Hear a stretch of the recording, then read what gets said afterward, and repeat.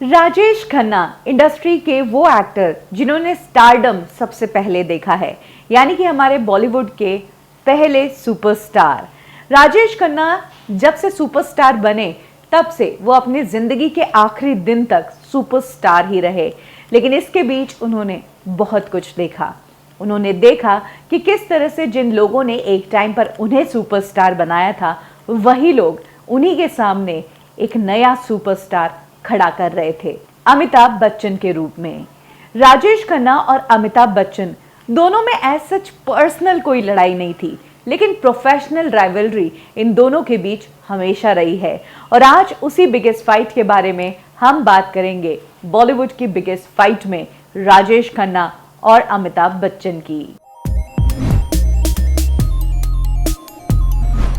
इस स्टोरी को स्टार्ट करें उससे पहले राजेश खन्ना के स्टारडम की थोड़ी बातें कर लेते हैं। हमने कई बार ऐसे किस्से सुने हैं कि राजेश खन्ना के फैंस, स्पेशली गर्ल्स, बहुत दूर से ट्रैवल करके आती थी।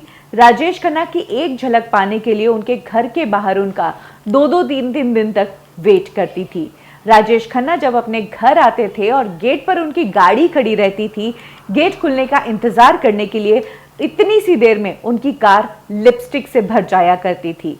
हजारों में खून से लिखे लेटर्स राजेश खन्ना को मिलते थे। तो कुछ इस तरह की क्रेजी फैन फॉलोइंग थी राजेश खन्ना की। ये बॉलीवुड के इकलौते ऐसे सुपरस्टार हैं जिन्होंने 180 फिल्मों में से 100 से भी ज्यादा फिल्में सोलो की हैं और इनकी फ्लॉप फिल्में भी जुबली हुआ करती थी। यही कारण था कि प्रोड्यूसर्स को राजेश खन्ना को साइन करते टाइम कभी भी ये नहीं सोचना पड़ता था कि कहीं ये फिल्म फ्लॉप तो नहीं हो जाएगी, क्योंकि उन्हें पता था कि राजेश खन्ना इस फिल्म में है, मतलब ये फिल्म सुपरस्टार है। जिस टाइम राजेश खन्ना की जिंदगी इस टॉप लेवल पर चल रही थी, उसी दौरान इंडस्ट्री में एक लंबा सा आदमी आया था। वो बॉलीवुड में एक्टर बनना चाहता था और इनिशियल स्टेज में जब राजेश खन्ना टॉप के सुपरस्टार थे, तब ये एक स्ट्रगलर थे। यहाँ पर बात हो रही है अमिताभ बच्चन की। जी हाँ, जिस वक्त राजेश खन्ना जया बादुरी के साथ फिल्में कर रहे थे और उनके एक एक मिनट की कीमत लाखों में थी, तब अमिताभ बच्चन एक स्ट्रगलर थे। इनफैक्ट राजेश खन्ना जया बादुरी के बहुत अच्छे दोस्त थे और जया उस टाइम राजेश खन्ना के साथ फिल्म बावर्ची में भी काम कर रही थी। तब जया की अमिताभ से दोस्ती हो चुकी थी, दोनों का अफेयर था और अमिताभ कई बार जया के साथ उनकी फिल्म बावर्ची के सेट पर भी जाया करते थे। और वहीं पर राजेश खन्ना जया को जब भी अमिताभ के साथ देखते थे तो वो उन्हें एक ही बात कहा करते थे कि तुम इस लड़के के साथ क्यों घूमती हो, इस लड़के का कुछ नहीं होएगा और तुम अपना टाइम वेस्ट कर रही हो। तो कुछ इस तरह के ख्यालात थे तब राजेश खन्ना के अमिताभ बच्चन के बारे में। लेकिन धीरे धीरे अमिताभ अपना काम करते गए। वो अपने सिंसियरिटी, अपने डिसिप्लिन और अपनी पंक्चुअलिटी से फिल्म मेकर्स को इम्प्रेस करते थे। जी हाँ, अमिताभ को फिल्म में कैसा भी रोल मिलता था, छोटा सा भी रोल मिलता था, तो वो उस रोल को जिस तरह से निभाते थे, लोग धीरे धीरे उनके कायल होते जा रहे थे। और यही वो टाइम था जब अमिताभ बच्चन को कास्ट किया गया राजेश खन्ना के साथ फिल्म आनंद में। इस फिल्म को देखने के बाद फिल्म मेकर्स को समझ आ गया कि इंडस्ट्री में कोई तो आ गया है जो राजेश खन्ना को टक्कर दे सकता है। अभी तक राजेश खन्ना की टक्कर में कोई भी नहीं था। उनकी तरह डायलॉग बाजी, वो जिस तरह से फिल्म में समा बांध देते थे, उनका फिल्म के एंड में मरने वाला सीन, लोगों को रुला देना, कुछ इस तरह का इम्पैक्ट था राजेश खन्ना का। और ऐसा इम्पैक्ट उनकी टक्कर वाला कोई नहीं करता था। और जब पहली बार आनंद फिल्म में अमिताभ बच्चन को राजेश खन्ना के साथ परफॉर्म करते हुए देखा गया, तब लगा कि ये बंदा राजेश खन्ना की टक्कर का है और उससे आगे भी ये जा सकता है। यही कारण है कि एक बार फिर अमिताभ और राजेश खन्ना को साथ में फिल्म ऑफर की गई। ये फिल्म थी नमक हराम।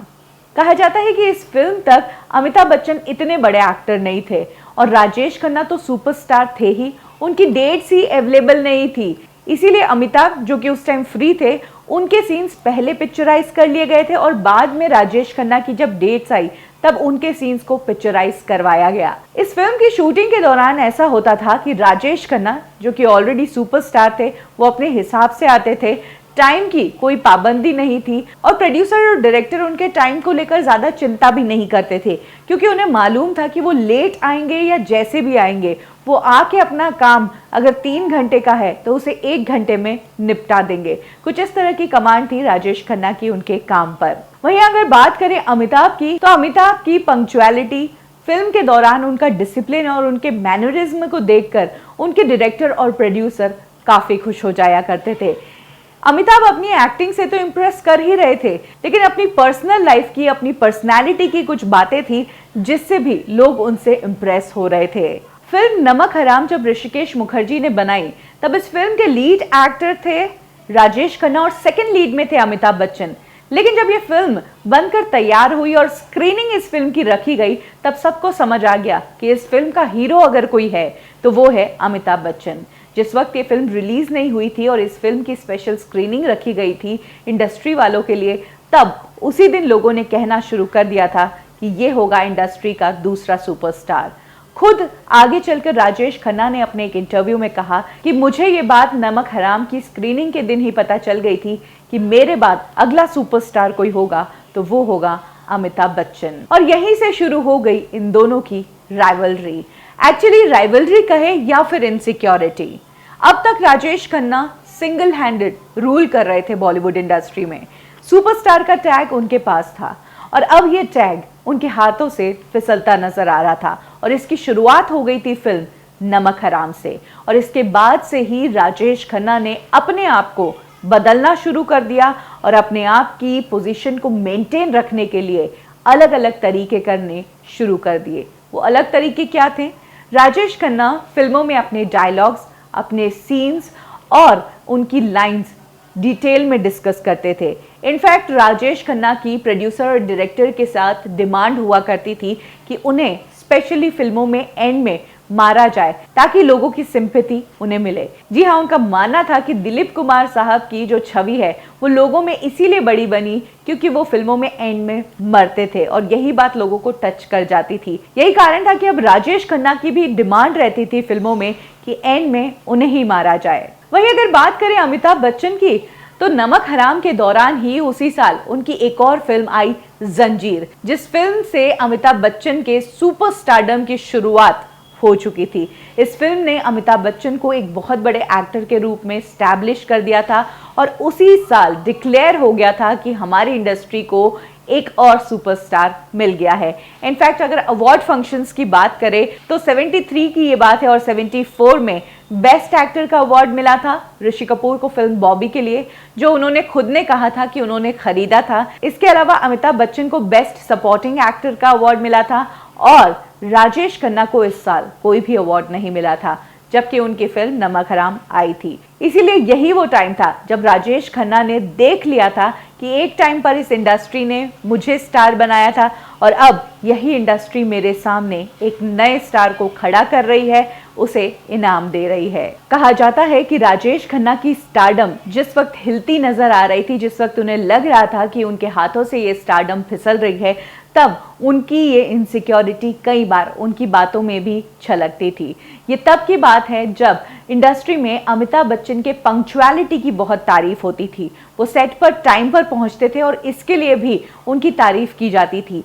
तब राजेश खन्ना ने अमिताभ बच्चन की पंक्चुअलिटी को देखते हुए कमेंट किया था कि मैं अपने मूड का नौकर नहीं हूँ, मेरा मूड होता है तभी मैं कुछ काम करता हूँ। वहीं अगर बात करें अमिताभ बच्चन की, तो टाइम पे आना कौन सी बड़ी बात है। हम आर्टिस्ट लोग हैं, हम सुपरस्टार हैं, कोई क्लर्क नहीं कि टाइम पर जाएं और टाइम पर आए। तो कुछ इस तरह के कमेंट्स तब राजेश खन्ना ने अमिताभ बच्चन की पंक्चुअलिटी पे किए थे। इनफैक्ट जब लावारिस फिल्म आई थी और इस फिल्म में अमिताभ बच्चन ने मेरे अंगने वाला सॉन्ग किया था, तो इस सॉन्ग को देखकर राजेश खन्ना ने एक बार इंटरव्यू में कहा था कि मैंने अपनी जिंदगी में कितनी ही फिल्में क्यों नहीं की हो, लेकिन मैंने अपनी डिग्निटी को हमेशा बचा के रखा है। मैं कभी भी पैसों के लिए कुछ इस तरह के किरदार नहीं करूंगा जिसमें मुझे साड़ी पहन के औरत बनना पड़े। तब ये निशाना राजेश खन्ना ने मेरे अंगने वाले सॉन्ग पर ही मारा था। इनफैक्ट अगर बात करें 1982 फिल्म शक्ति की, तो ये वो टाइम था जब राजेश खन्ना ने अपनी आंखों से देख लिया था उनका स्टारडम किस तरह से दौड़कर अमिताभ बच्चन के पास चला गया था। ये बात थी फिल्म शक्ति के मुहूर्त की। वहां पर राजेश खन्ना भी इनवाइटेड थे और तब इस फिल्म का फर्स्ट सीन पिक्चराइज किया गया था। क्योंकि राजेश खन्ना थोड़े लेट पहुंचे थे, वहां पर अमिताभ के भी कुछ फैंस थे, लेकिन अमिताभ बच्चन उस वक्त वहां पर नहीं थे। राजेश खन्ना के आते ही पूरा ग्रुप राजेश खन्ना के पास चला गया ऑटोग्राफ लेने के लिए, और तभी उधर से लॉबी में अमिताभ बच्चन का आना होता है और तब वो पूरा ग्रुप ऐसे के ऐसे राजेश खन्ना से बिना ऑटोग्राफ लिए ही अमिताभ की तरफ दौड़ के चला गया। उस दिन राजेश खन्ना ने अपनी खुली आंखों से अपने स्टारडम को अमिताभ के पास जाते हुए देख लिया था। कहा जाता है कि उस दिन राजेश खन्ना इतने ज़्यादा दुखी थे कि वो अपने घर नहीं गए, वो अपने बैंड्रा वाले ऑफिस गए और तब वो बहुत रोए भी थे। इसके बाद में फिल्म शक्ति की अगर रिलीज की बात की जाए, तब इस फिल्म का बॉक्स ऑफिस पर रिस्पॉन्स बहुत अच्छा था और सभी तरफ अमिताभ बच्चन की तारीफ थी और सभी न्यूज़पेपर, सभी मैगजीन्स, हर जगह अमिताभ बच्चन का ही जिक्र था। ऐसे में शक्ति फिल्म के बारे में राजेश खन्ना का ये कहना था कि मुझे नहीं मालूम था कि दिलीप साहब में अभी भी इतना दम है कि वो इतनी ऑडियंस को अपने दम पर खींच लेते हैं।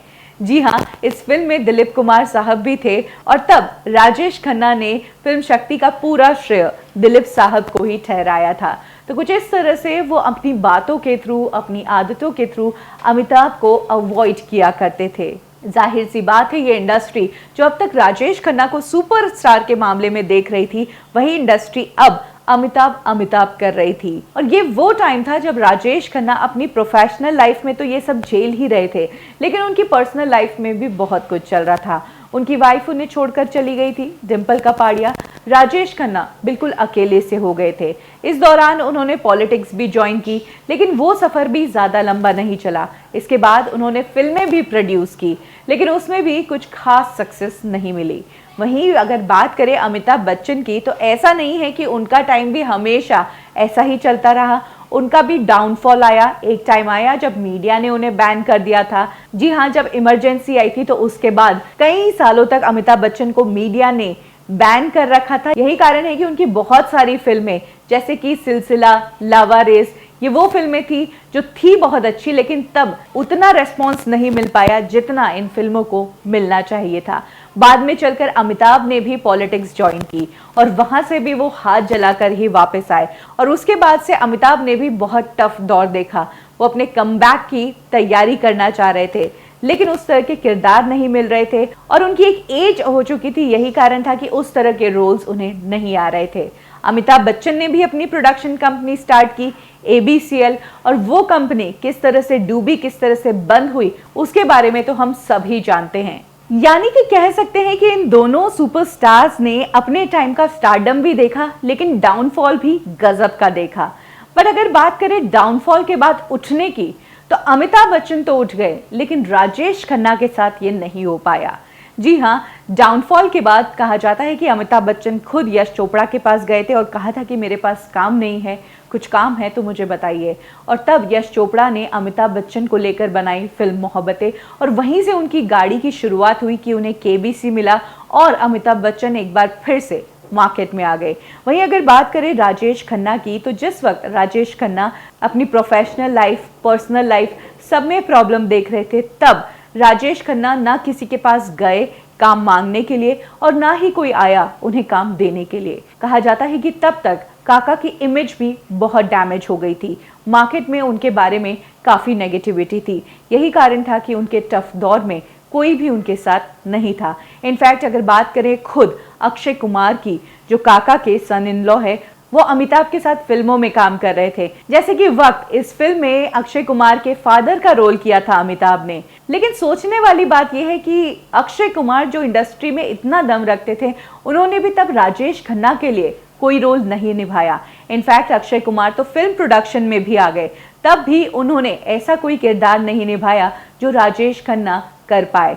2005-2006 से तो राजेश खन्ना को लाइफ टाइम अचीवमेंट अवार्ड्स मिलने शुरू हो गए और यही वो टाइम था जब इनकम टैक्स ने उनका बंगलो भी सील कर दिया था और राजेश खन्ना लंबे टाइम तक दिल्ली में रहे थे। इसके अलावा उनके ऑफिस में ही रहे थे, जो कि बांद्रा लिंक रोड में है। ऐसा नहीं है कि राजेश खन्ना कमबैक नहीं करना चाहते थे, वो भी अमिताभ की तरह टीवी शोज में आने के लिए तैयार थे और इसके लिए उन्होंने ट्राई भी किया।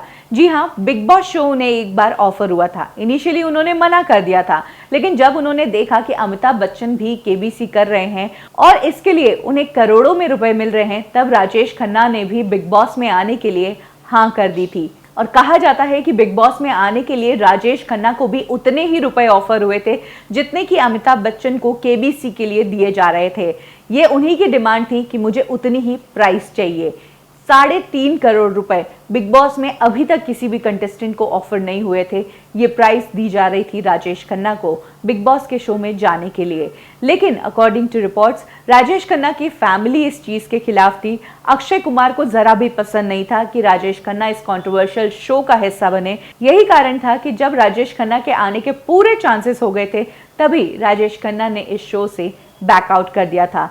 ईयर 2009 में ही हमने वो पल देखा जब राजेश खन्ना को लाइफ टाइम अचीवमेंट अवार्ड दिया गया, और ये अवार्ड दिया खुद अमिताभ बच्चन ने अपने हाथों से। वो मोमेंट एक मेमोरेबल मोमेंट था। अमिताभ बच्चन जिस तरह से सिंसियरिटी से और अपने सीनियर के साथ खड़े थे, वो चीज़ भी देखने वाली थी। अमिताभ बच्चन इस मैनरिज्म से ही अपना दिल जीतते आए हैं। वहीं अगर बात करें राजेश खन्ना की, तो जिस तरह से उन्होंने इस अवार्ड फंक्शन में अपनी स्पीच दी, जिस तरह से उन्होंने थैंक यू किया अपने बाबू मोशाई को, उस चीज़ को देखकर सब यही कह सकते हैं कि इंडस्ट्री में सुपरस्टार्स तो बहुत आए हैं, लेकिन राजेश खन्ना जैसा सुपरस्टार कोई भी नहीं। वेल, आपका क्या मानना है? क्या आपको भी यही लगता है कि जैसी स्टारडम राजेश खन्ना की थी वैसी किसी को नहीं मिली, या फिर आपको लगता है कि अमिताभ राजेश खन्ना से बड़े सुपरस्टार है?